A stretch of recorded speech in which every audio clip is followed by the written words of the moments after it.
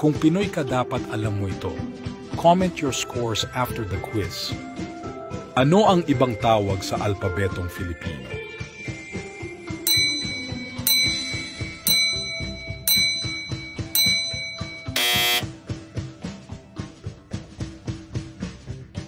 Ano ang kahulugan ng salitang kuliglig?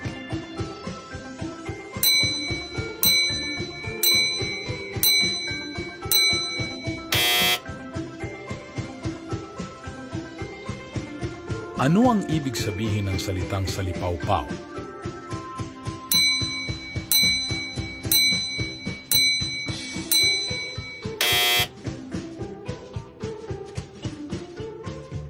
Ano ang kahulugan ng pagsilang?